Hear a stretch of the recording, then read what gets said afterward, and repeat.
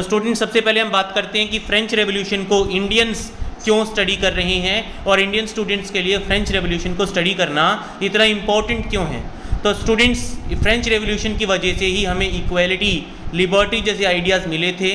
France ही पहली वो country था जिसने अपने किंग के खिलाफ रिवोल्यूशन किया था, इक्वालिटी की मांगों को रखते हुए, लिबर्टी की मांगों को रखते हुए, जो आज हमें हमारा इंडियन कॉन्स्टिट्यूशन ग्रांट कर रहा है हमारे देश में। तो इस तरह के आइडियाज़ किस तरीके से पनपे, लोगों ने क्या रिएक्ट किया, किंग को किस तरीके से अपनी गद्दी छोड़नी पड़ी फ्रांस में, ये सब हम इस फ्रेंच रेवोल्यूशन में स्टडी करेंगे। तो चलिए स्टूडेंट्स करते हैं शुरू हम हमारा चैप्टर। 14 जुलाई 1789 की मॉर्निंग में जो पेरिस का शहर था वो एक अलार्मिंग स्टेट पे था, यानी वहाँ पे बहुत कुछ ऐसा हो रहा था जो नॉर्मल नहीं था। किंग ने अपनी सेना को आदेश दे दिया था कि आप लोग शहर में जाओ और शहर में जो लोग विद्रोह कर रहे हैं, रिबेल कर रहे हैं, उनको कंट्रोल करो।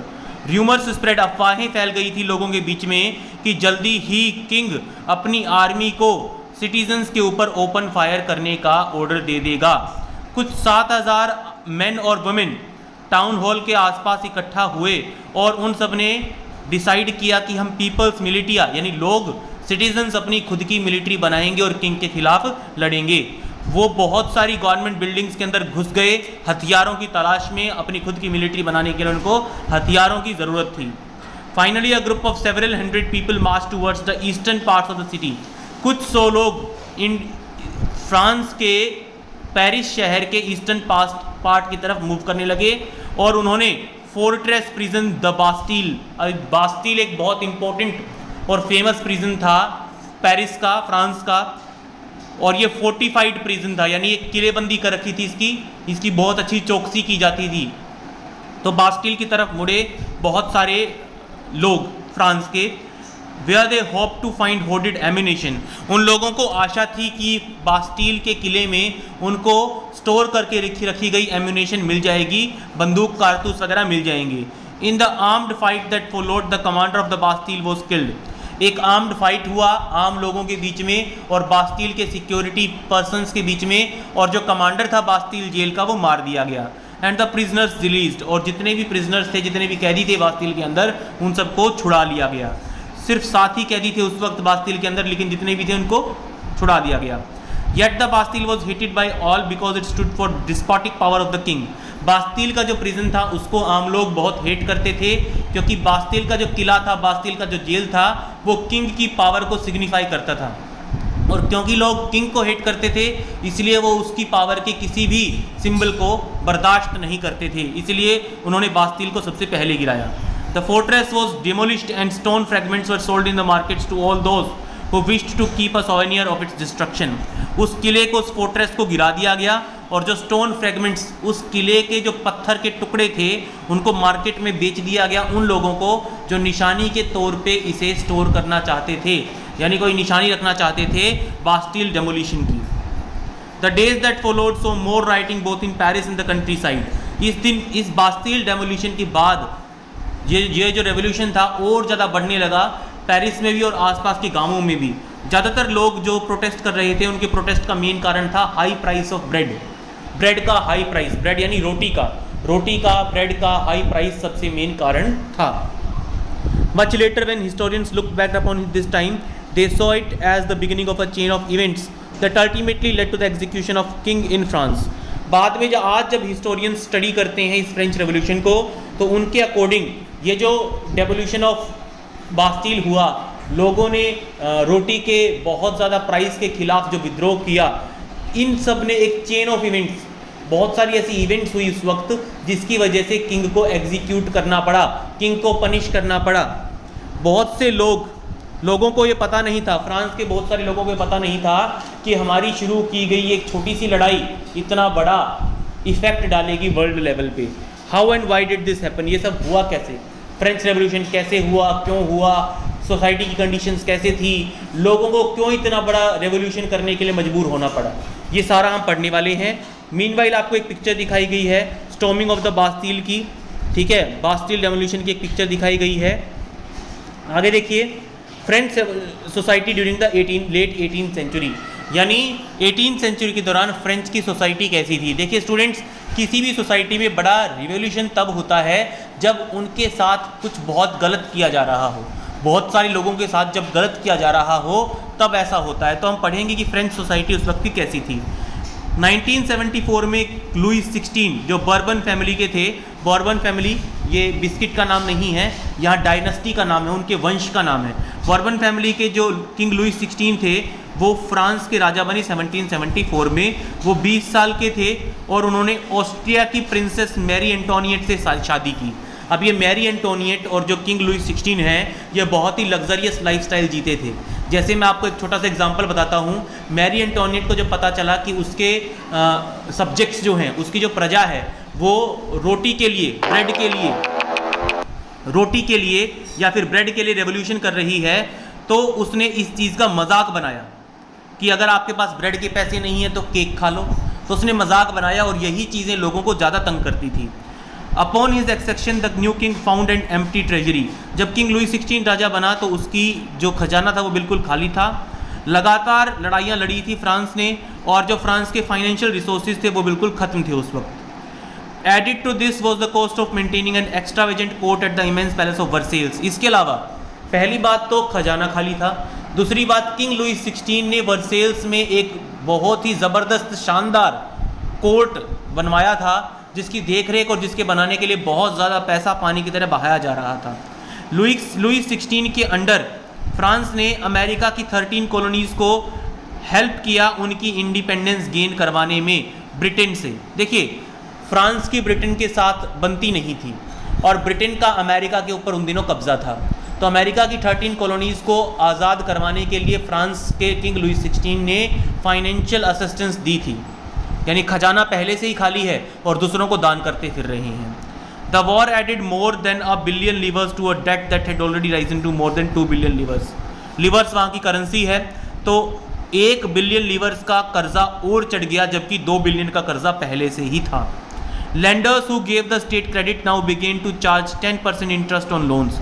जो लोग लोन दे रहे थे फ्रांस को, फ्रांस की किंगशिप को, वो 10% इंटरेस्ट चार्ज करने लगे। इसीलिए फ्रेंच गवर्नमेंट को मजबूर होना पड़ा, उसको अपनी बजट का बहुत बड़ा हिस्सा इंटरेस्ट यानी ब्याज चुकाने में ही दे देना पड़ता था।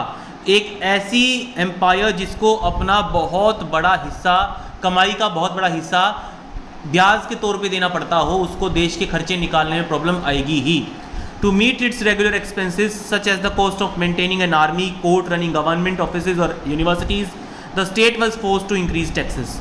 अपने लगातार रेगुलर एक्सपेंसेस को मीट करने के लिए, क्योंकि बहुत बड़ा हिस्सा तो इनकम का बहुत बड़ा हिस्सा तो वो ब्याज में ही दे देते थे, इंटरेस्ट में ही दे देते थे। तो जो उनके रेगुलर खर्चे थे जैसे कि आर्मी के खर्चे, कोर्ट के खर्चे, गवर्नमेंट ऑफिसेज के खर्चे, यूनिवर्सिटीज़ के खर्चे, इन सब को चलाने के लिए उनको टैक्सेस इंक्रीज करने की ज़रूरत पड़ी। Yet even that measure would not have sufficed. French society in 18th century was divided into 3 estates and only members of the third estate paid taxes। ठीक है, इसका मतलब क्या है कि ये जो उन्होंने कदम उठाया ये भी शायद ट्रेजरी को के लॉस को पूरा करने के लिए काफ़ी नहीं था। फ्रेंच सोसाइटी में एक बहुत गलत बात थी। क्या? फ्रेंच सोसाइटी उन दिनों 3 एस्टेट्स में, 3 पार्ट्स में डिवाइडेड थी, फर्स्ट एस्टेट, सेकेंड एस्टेट और थर्ड एस्टेट। टैक्स जो लिया जाता था वो सिर्फ थर्ड एस्टेट से ही लिया जाता था। फर्स्ट और सेकेंड एस्टेट को बाय बर्थ टैक्स फ्री कर दिया जाता था, उनको टैक्स देने की ज़रूरत नहीं पड़ती थी। The society of estates was part of feudal system that dated back to the middle ages. ये जो एस्टेट्स हैं, first estate, second estate, third estate, ये उस वक्त बनाए गए थे जब फ्यूडल सिस्टम हुआ करता था, फ्यूडल लॉर्ड्स हुआ करते थे, ज़मीन फ्यूडल लॉर्ड्स के नाम हुआ करती थी, यानी मिडीवियल हिस्ट्री से फ्रांस में ये सब चलता आ रहा था। The term old regime is usually used to describe the society and institutions of France before 1789। 1789 से पहले फ्रांस के जो इंस्टीट्यूशंस थे, जो सरकारी संस्थाएं थी, जो सरकारी ढांचा था, उसको ओल्ड रिजाइम के नाम से जाना जाता है। यहाँ देखिए फिगर 2 में इन्होंने दिखाया है, फर्स्ट एस्टेट में क्लर्जी आती थी, अरिस्टोक्रेट्स आते थे, इसमें बहुत बड़े बड़े मतलब लोग आते थे इसमें जिनके पास बहुत पैसा है, सरकार जिनके इशारों पे नाचती है। नोबिलिटी, जो कोर्ट ऑफिशियल्स होते थे ज़्यादातर इसमें, वो आते थे नोबिलिटी में। और ज़्यादातर जो कॉमन मैन होता था, ज़्यादातर जो कॉमन मैन होते थे वो थर्ड एस्टेट में आते थे, जैसे कि businessman, merchant, court officials, lawyers, peasants, artisans, छोटे मोटे किसान, लेबर करने वाले लोग, बंधुआ मजदूरी करने वाले सर्वेंट्स, ये सारे यानी मेन जो कॉमन पीपल थे वो थर्ड एस्टेट के थे। सबसे गरीब भी वही थे और टैक्स भी उन्हीं से लिया जाता था। तो फिगर 2 में मैंने आपको बताया कि एस्टेट्स का सिस्टम किस तरीके से काम करता था फ्रांस में। पीजेंट्स जो थे, किसान जो थे, वो 90% पॉपुलेशन थी फ्रांस का, लेकिन उनमें से, उन पीजेंट्स में से सिर्फ कुछ ही ऐसे थे जिनके पास खुद की ज़मीन होती थी, नहीं तो ज़्यादातर टेनेंट फार्मिंग करते थे, दूसरे की ज़मीन पट्टे पे लेके तब फार्मिंग करते थे। 60% जो लैंड थी वो नोबल, चर्च और richer members of third estate के पास थी। यानी फ्रांस कंट्री की 60% एग्रीकल्चरल लैंड या तो नोबल्स के नाम थी या चर्च के नाम थी, चर्च उन दिनों काफ़ी अमीर होता था, या चर्च के नाम थी या फिर थर्ड एस्टेट के जो अमीर लोग थे उनके नाम थी। यानी एक बहुत बड़ा हिस्सा ऐसा था फ्रेंच सोसाइटी का जो लैंडलेस लेबर के तौर पे, ठीक है, लैंडलेस एग्रीकल्चरल लेबर के तौर पे काम करता था। The members of the first 2 estates that is clergy and the nobility enjoyed certain privileges by birth. मैंने आपको शुरू में बताया, फर्स्ट एस्टेट जिसको क्लर्जी कहा जाता है, सेकेंड एस्टेट जिसको कि नोबिलिटी कहा जाता है, उनको बाय बर्थ ही टैक्स में छूट दे दी जाती थी। जैसे कोई बच्चा जन्म लेता था उसको टैक्स भरने की ज़रूरत ही नहीं होती थी। अब ये क्लर्जी क्या होता है? क्लर्जी होता है वो लोग जो कि चर्च से एसोसिएटेड होते हैं, चर्च के कुछ स्पेशल कामों में, स्पेशल फंक्शंस में इन्वेस्टमेंट करते हैं। Nobles further enjoyed feudal privileges. इसके अलावा जो नोबिलिटी थी, जो सेकंड एस्टेट थी, उनको फ्यूडल प्रिविलेजेस भी थे। जैसे वो लोग अपनी ज़मीनें छोटे किसानों को किराए पे देके उनसे टैक्सेस वसूलते थे, उनसे किराया वसूलते थे, और जो उनकी अर्निंग होती थी उसके ऊपर उनको टैक्स भी नहीं देना पड़ता था। अब खुद सोचिए, छोटा किसान जो बहुत कम पैसे कमाता है अपनी फैमिली के गुजारे के लिए, उसको तो टैक्स देना पड़ रहा है, और जिसके पास कई 100 किले ज़मीन है, कई 100 एकड़ ज़मीन है, वो अपनी ज़मीन का किराया भी ले रहा है, कमा भी बहुत ज़्यादा रहा है, और उसको टैक्स प्रिविलेजेस भी मिले हुए हैं। Though these included feudal dues which they extracted from the peasants. Peasants were obliged to render services to the lord to work in his house and fields. जो किसान थे उनको अपने मालिक के खेतों में और घरों में काम करना ही पड़ता था, कोई ऑप्शन नहीं था। To serve in the army or to participate in building roads. इसके अलावा उन गरीब किसानों से, उन बेचारों से रोड बिल्डिंग में काम करवाया जाता था, और आर्मी में भी उनकी सेवा ली जाती थी फॉर फ्री या फिर बहुत कम पैसे देके। The church too extracted its share of taxes called tithes from the peasants.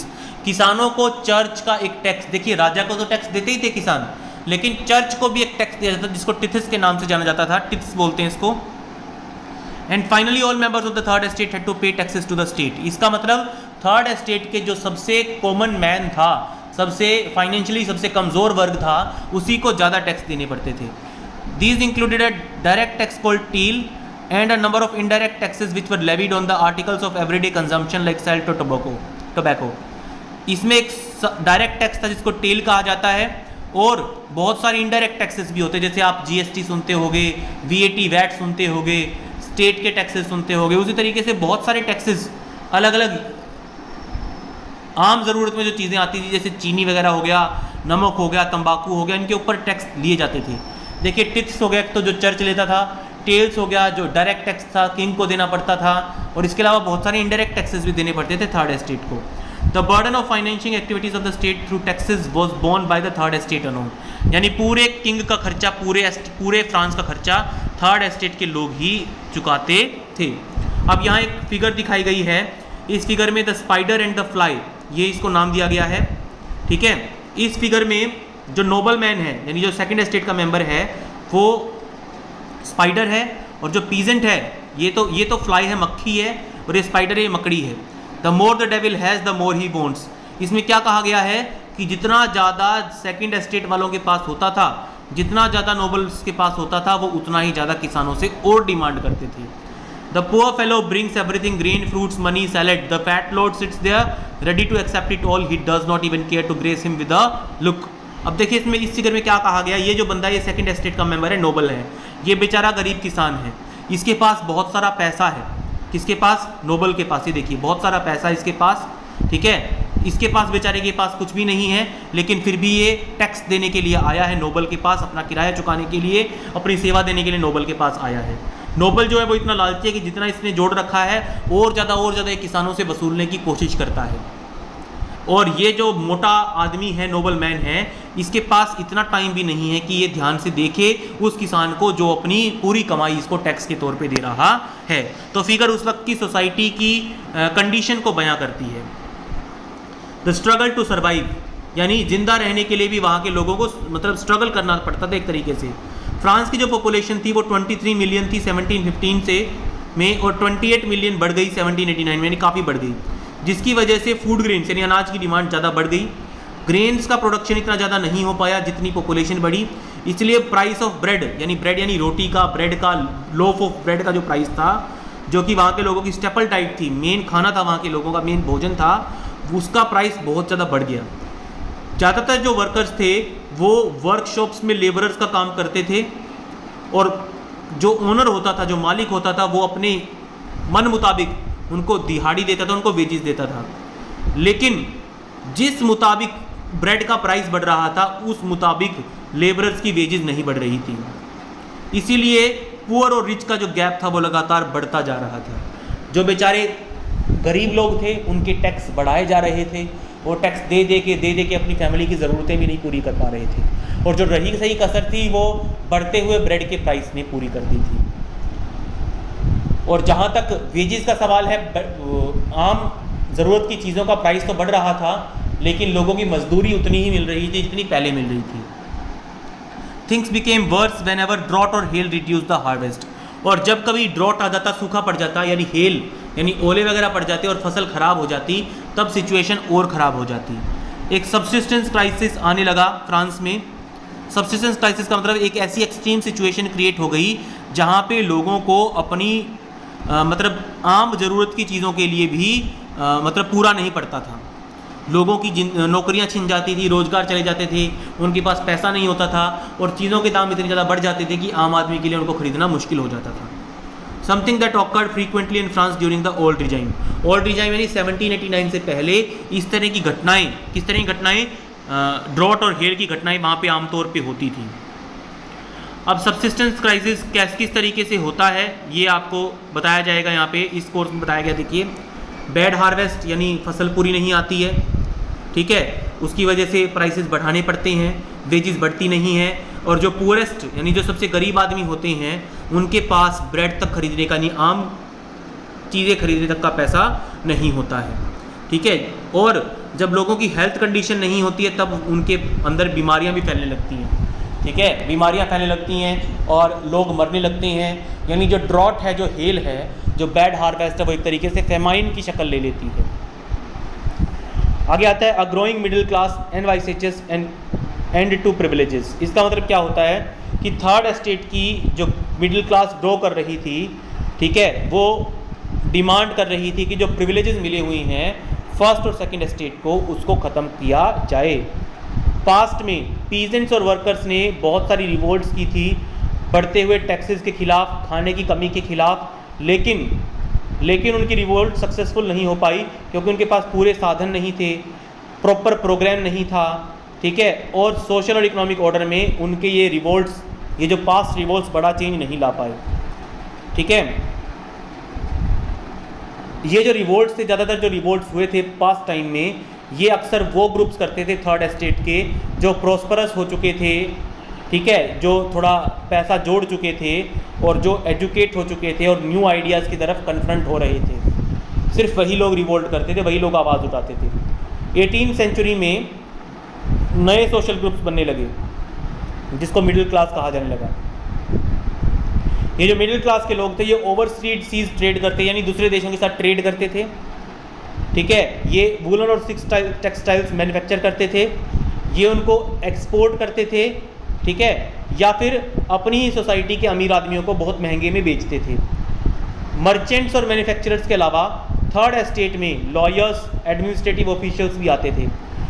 अब थर्ड एस्टेट के बहुत सारे लोग एजुकेटेड होने लगे और उनका मानना था, अब ज़्यादातर एजुकेटेड थर्ड एस्टेट मेंबर्स का मानना था कि सोसाइटी में किसी को भी बाय बर्थ प्रिविलेजेस नहीं मिलने चाहिए, यानी जो टैक्स की छूट दी जा रही है फर्स्ट और सेकंड एस्टेट को, क्लर्जी को और नोबिलिटी को, वो बिल्कुल गलत है, ऐसा एजुकेटेड थर्ड एस्टेट के पीपल मानते थे। इसके अलावा एक सोशल पोजीशन जो लोगों की होती है वो मेरिट के ऊपर डिपेंड होनी चाहिए, यानी वो कितना पढ़ा लिखा है, कंट्री के डेवलपमेंट में कितना कंट्रीब्यूट कर रहा है, उसने क्या अचीव किया है, क्या सोशल सर्विस की है, इस बिहाफ पे उसको कोई प्रिविलेजेस दी जाएं तो ठीक है, बाय बर्थ किसी को प्रिविलेजेस देना गलत है, ऐसा उनका मानना था। These ideas envisaging a society based on freedom and equal laws and opportunities for all were put forward by philosophers such as John Locke and Jean-Jacques Rousseau। ये जो आइडियाज़ थे जिनमें फ्रीडम की बात की जाती थी, सबको इक्वल मानने की बात की जाती थी, सबको बराबर मौके देने की बात की जाती थी, ये फिलोसफर्स जॉन लॉके और जीन जैक्स रूसो जैसे फिलोसफर्स के द्वारा रखे गए थे। अपनी book two treatises of the government में लॉके ने डॉक्ट्राइन ऑफ डिवाइन और absolute right of the monarch के खिलाफ आवाज़ उठाई है, यानी राजा को जो एब्सोल्यूट राइट्स दिए गए हैं कि राजा के खिलाफ कोई बोल ही नहीं सकता, वो जो बात कह दे वो रूल बन जाएगी स्टेट का, इस बात के खिलाफ उन्होंने अपनी book two treatises of the government में इस चीज़ के खिलाफ आवाज़ उठाई। रूसो ने इस आइडिया को और आगे बढ़ाया और उन्होंने एक ऐसी सरकार बनाने की पेशकश की जो लोगों और रिप्रेजेंटेटिव्स के बीच में एक सोशल कॉन्ट्रैक्ट की तरह है, यानी उन्होंने क्या कहा कि लोग खुद अपने रिप्रेजेंटेटिव्स को चुने और रिप्रेजेंटेटिव्स लोगों के खिलाफ जवाबदेह हों, लोगों के साथ जवाबदेह हों, लोग उनसे पूछ सकें कि हमने आपको चुन के भेजा है राजकाज चलाने के लिए, एडमिनिस्ट्रेशन चलाने के लिए, और फिर भी ब्रेड का प्राइस बढ़ रहा है, आम ज़रूरतों का, आम सामान का प्राइस बढ़ रहा है, लोगों के बीच में एक्सीडेंट्स ज़्यादा हो रहे हैं, घटनाएं ज़्यादा हो रही हैं, तो आंसरेबल होनी चाहिए। जो रिप्रेजेंटेटिव्स हैं लोगों को जवाब उनको देना चाहिए, उनकी जिम्मेदारी होनी चाहिए। द स्पिरिट ऑफ लॉज नाम की बुक में मोंटेस ने डिवीजन ऑफ पावर के बारे में बताया है। उन्होंने कहा है कि गवर्नमेंट के 3 ऑर्गन्स होने चाहिए, लेजिस्लेटिव, एग्जीक्यूटिव और जुडिशरी। आपने सुना होगा एसएसटी में, क्लास 8 में भी आपने पढ़ा होगा कि अब हमारी गवर्नमेंट के 3 पार्ट्स हैं, लेजिस्लेटिव, एग्जीक्यूटिव और जुडिशरी। कानून बनाने वाला, कानूनों को इम्प्लीमेंट करने वाला और कानून का पालन ना करने पे सजा देने वाला, 3 ऑर्गन्स होने चाहिए। ये बात उस वक्त के मोंटेस ने की थी। This model of government was put into force in the US.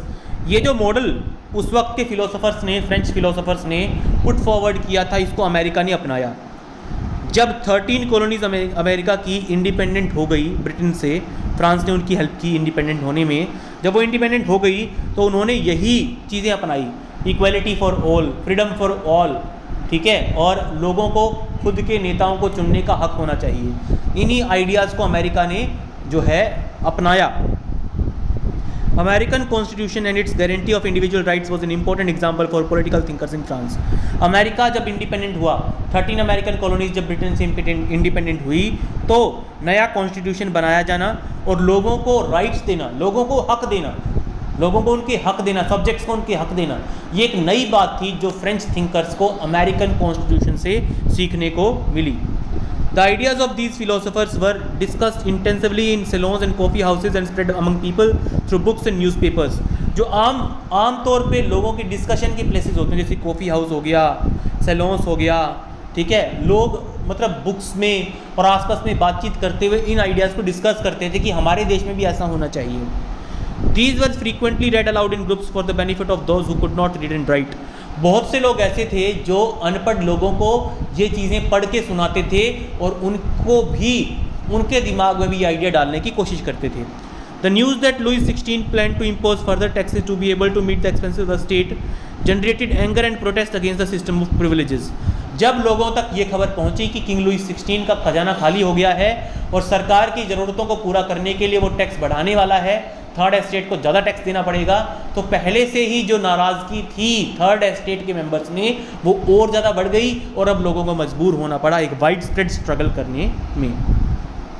ठीक है, अब यहाँ पे एक एक्सपीरियंस बताया एक बंदे ने, ठीक है, accounts of lived experiences in all resign यानी 1789 से पहले के फ्रांस में किस तरीके की जो है लाइफ कंडीशंस होती थी वो इसमें बताया गया है।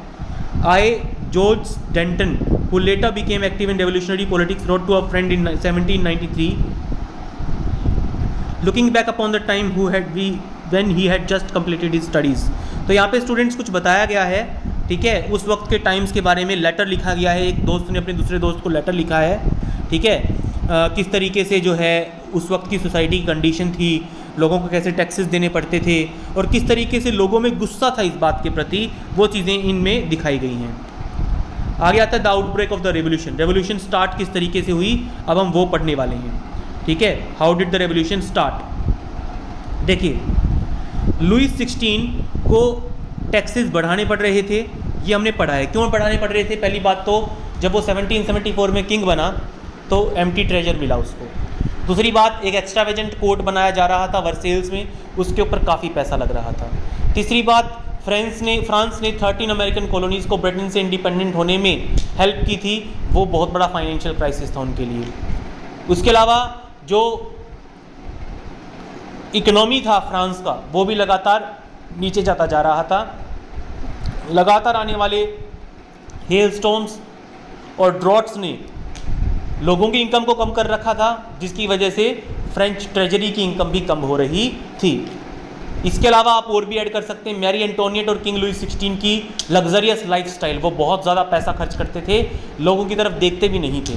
तो ये रीजंस आप लिख सकते हैं कि टैक्सेस बढ़ाने की ज़रूरत क्यों पड़ी, रेवोल्यूशन के कारण क्या थे, फ्रेंच रेवोल्यूशन क्यों थी फ्रेंच रेवोल्यूशन की, ये कारण आप वहाँ पे लिख सकते हैं। सोशल कॉजेज़ क्या थे, इकोनॉमिक कॉजेज़ क्या थे, पॉलिटिकल कॉजेज़ क्या थे, लोग। इसके अलावा आप यहाँ पे ये भी ऐड कर सकते थे कि लोग किंग को हेट करने लगे थे। आप ये भी लिख सकते हैं कि जो थ्री एस्टेट्स थे वो गलत तरीके से डिवाइडेड थे उस वक्त के फ्रांस में। थर्ड एस्टेट के लोगों को ही टैक्स देना पड़ता था, जबकि फर्स्ट और सेकंड एस्टेट को टैक्स एग्जम्पशन था बाय बर्थ। इसके अलावा आप ये भी लिख सकते हैं कि चर्च को टैक्स देना पड़ता था और किंग को भी टैक्स देना पड़ता था आम लोगों को, और बहुत सारे इनडायरेक्ट टैक्सेस भी देने पड़ते थे। तो इस तरह की मेरे ख्याल से मैंने आपको 7 या 8 पॉइंट्स बता दिए हैं। ये पॉइंट्स आ सकते हैं रीजंस फॉर द रेवोल्यूशन में। तो देखिए आगे बढ़ते हैं हम। How do you think he could have gone about doing this. अब किंग लुईस 16 को टैक्सेस बढ़ाने थे, तो टैक्सेस किस तरीके से बढ़ेंगे, उसको क्या करना पड़ेगा। The France of the old regime the monarch did not have the power to impose taxes. Old regime के फ्रांस में किंग के पास पावर नहीं थी नई टैक्सेस लगाने की। Rather he had to call the meeting of estate general. उस वक्त ना एक असेंबली होती थी, एक यूनियन होती थी जिसको एस्टेट जनरल कहा जाता था। तो किंग को जब नए टैक्स लगाने पड़ते थे या टैक्स बढ़ाने पड़ते थे तो उसको एस्टेट्स जनरल की मीटिंग बुलानी पड़ती थी, और एस्टेट्स जनरल अगर नए टैक्सेस के प्रपोजल्स को मान लेती तो ही नए टैक्स लगाए जाते थे आम लोगों पे। अगर एस्टेट जनरल नए टैक्स लगाने के प्रोविज़न को पास ना करती तो टैक्स नहीं लगा सकता था किंग अपनी मर्जी से। एस्टेट जनरल क्या थी, ध्यान से पढ़ें। एस्टेट जनरल एक पॉलिटिकल बॉडी थी जिसमें तीनों एस्टेट के रिप्रेजेंटेटिव्स बैठते थे किंग के साथ। यानी जो 3 एस्टेट्स थी, first estate, second estate, third estates, इन तीनों में से चुने हुए कुछ मेंबर्स एस्टेट जनरल के मेंबर्स होते थे, रिप्रेजेंटेटिव्स होते थे लोगों के, और वो किंग के साथ मीटिंग करके टैक्स बढ़ाने या ना बढ़ाने का डिसीजन लेते थे। However the monarch alone could decide when to call a meeting of this body. लेकिन एस्टेट जनरल टैक्स को बढ़ाने का पावर तो रखती थी, लेकिन एस्टेट जनरल की मीटिंग कब बुलानी है ये किंग के हाथ में होता था। The last time it was done in 1614। King Louis 16 ने 1774 के बाद ये मीटिंग बुलाई थी पहली बार। इससे पहले 1614 में ये मीटिंग बुलाई थी, बीच में कभी ये मीटिंग नहीं बुलाई गई थी। ठीक है, ये देखिए कुछ इंपॉर्टेंट डेट्स हैं, मैं आपको पहले ही बता देता हूँ साइड में। 1774 में किंग लुईस 16 फ्रांस का राजा बनता है, उसके पास खाली खजाना है और सोसाइटी में राजा के खिलाफ जो आवाज़ें हैं वो उठती जा रही हैं। 1789 में एस्टेट जनरल की मीटिंग बुलाई जाती है। थर्ड एस्टेट नाराज़ होकर नेशनल असेंबली नाम की एक अलग से रिप्रेजेंटेटिव बॉडी बना लेती है। बास्टिल के ऊपर अटैक होता है और जो किसान है, जो गरीब लोग हैं, वो रिवोल्ट कर देते हैं। 1791 में एक कॉन्स्टिट्यूशन बनाया जाता है, एक संविधान बनाया जाता है जो किंग की पावर को कम कर देता है और लोगों को कुछ बेसिक फंडामेंटल राइट्स प्रोवाइड करता है। 1792 से 1793 में फ्रांस जो है पूरी तरीके से रिपब्लिक बन जाता है, जहाँ का हेड वोट डाल के चुना जाता है। किंग को का सिर काट दिया जाता है। जैकोबिन रिपब्लिक जो थी वो ओवरथ्रो कर दी जाती है, हटा दी जाती है। और डायरेक्टरी यानी एक small group of people France के ऊपर अब अपना राज चलाने लगता है। 1804 में नेपोलियन फ्रांस का एम्परर बन बैठता है डायरेक्टरी की कमज़ोरी का फ़ायदा उठाते हुए और यूरोप के एक बहुत बड़े हिस्से को जीत लेता है। 1815 में नेपोलियन को वाटरलू की लड़ाई में हरा दिया जाता है। तो ये कुछ इम्पोर्टेंट टाइमलाइन है जो कि आपको याद करनी है, आपको पता होनी चाहिए। तो एक बार दोबारा फिर हम अपनी रीडिंग पे जाते हैं। 5 मई 1789 को किंग लुई 16 ने स्टेट जनरल की मीटिंग बुलाई नए टैक्सेस को पास करवाने के लिए। A resplendent hall in the Versailles was prepared to host the delegates. जो डेलीगेट्स थे यानी जो स्टेट जनरल के मेंबर्स थे उनकी मीटिंग एक बहुत ज़बरदस्त और लेविश हॉल में करवाई गई वर्सेल्स कोर्ट में। The first and second state sent 300 representatives each who were seated in rows facing each other in two sides, while the 600 members of the third estate had to stand at the back. सबसे पहली बात तो देखिए पहली गलती इन्होंने क्या की। 300 मेंबर्स तो आए फर्स्ट एस्टेट के, 300 मेंबर्स आए सेकंड एस्टेट के, जिनको एक दूसरे के फेसिंग बैठने के लिए चेयर्स दे दी गई, और जो 600 मेंबर्स आए थर्ड एस्टेट के उनको पीछे खड़ा रहने के लिए कहा गया। The third estate was represented by it's more prosperous and educated members. Third estate के जो मेंबर्स वहाँ पे आए थे उनमें से ज़्यादातर अमीर और एजुकेटेड थे और अपने हकों को जानते थे। Peasants, artisans and women were denied entry to the assembly. Third estate के छोटे किसानों को, आर्टिजन्स को और औरतों को एस्टेट जनरल की मीटिंग में एंटर नहीं करने दिया गया। However their grievances and demands were listed in some 40,000 letters which the representatives had brought with them. लेकिन इन लोगों ने, जिनको एस्टेट जनरल में नहीं आने दिया गया, इन लोगों की कुछ 40,000 लेटर्स थर्ड एस्टेट के 600 मेंबर्स लेके आए थे और उनकी शिकायतों का निदान करना उन्हीं की जिम्मेदारी थी। Voting in the state general in the past had been conducted according to the principle that each state had one vote. Past में जब स्टेट जनरल की मीटिंग होती थी, नए टैक्सेस को लगाने या ना लगाने पे जब वोटिंग की जाती थी तो हर स्टेट के पास एक वोट होता था, यानी टोटल 3 ही वोट कास्ट होते थे। तो जिसको 2 वोट मिल जाते थे वो डिसीजन ले लिया जाता था। This time to Louis 16 was determined to continue the same practice. इस बार भी किंग लुई 16 ने वही प्रैक्टिस जारी रखने की कोशिश की, लेकिन थर्ड एस्टेट के मेंबर्स ने कहा कि वोटिंग को असेंबली में एज अ होल कंडक्ट किया जाए, यानी हर एक मेंबर का एक वोट माना जाए, ना कि एक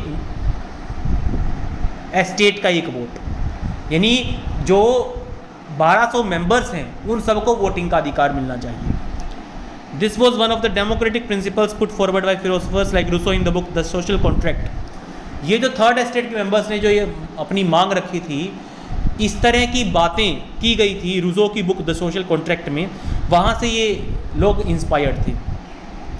जब किंग ने रिजेक्ट कर दिया ये प्रपोजल, तो थर्ड एस्टेट के मेंबर्स ने वॉकआउट कर दिया कि हम एस्टेट जनरल की मीटिंग का हिस्सा नहीं बनेंगे, इस मीटिंग से हमारा कोई लेना देना नहीं है और आपके लिए हुए डिसीजन को हम नहीं मानेंगे। The representative of the third estate viewed themselves as a spokesman for the whole French nation. क्योंकि थर्ड एस्टेट के मेंबर्स का मानना था कि हम ही लोग पूरी फ्रांस को बनाते हैं। क्यों? क्योंकि हमारे दिए गए टैक्स से ही फ्रांस चलता है। फ्रांस की ज़्यादातर पॉपुलेशन हम ही हैं, इसका मतलब फ्रांस कंट्री का मतलब थर्ड एस्टेट, और उनका कहना कुछ लिहाज तक ठीक भी था। 20 जून को वो एक टेनिस कोर्ट के मैदान में इकट्ठे हुए वर्सेल्स में, और उन्होंने एक नई ऑर्गेनाइजेशन बनाई जिसको नाम दिया गया नेशनल असेंबली। और उन्होंने कहा कि तब तक नहीं मानेंगे वो जब तक कि फ्रांस में एक कॉन्स्टिट्यूशन नहीं बना दिया जाता और जब तक किंग की पावर्स को कम नहीं कर दिया जाता। जो एब्सोल्यूट पावर्स हैं किंग की वो ख़त्म नहीं कर दी जाती, तब तक हम अपना स्ट्रगल जारी रखेंगे।